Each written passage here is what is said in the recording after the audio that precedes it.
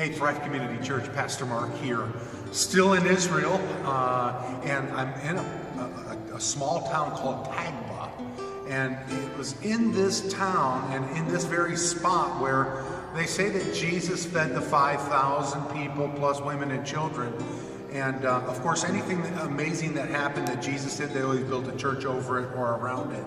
But Jesus, after teaching for a full day, the disciples came to Jesus and said, Jesus, in Matthew chapter 14, he said, Jesus, you need to send these people, the crowds away, so that they can go to nearby towns and get something to eat. And in other words, they were freaking out because they thought they might have a riot on their hands. I mean, can you imagine preaching to people all day long, and then you send them on their way, and they're hungry, and people are maybe not all that happy that there's no food around. And so Jesus instead says, no, we're not going to send them off. You're going to feed them.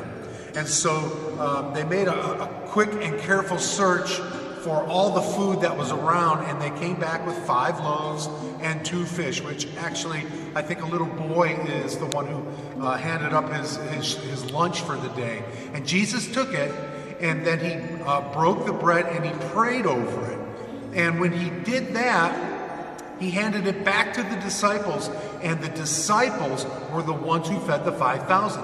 They went around and gave the bread and the fish to the entire crowd until everybody ate as much as they want. And when they were done, there were 12 baskets full of leftovers. And according to tradition, right up here at this spot, where you can kind of see that burnt rock, that is the Hale. This is the very spot, the very place where Jesus placed the bread and the fish, and then and multiplied it.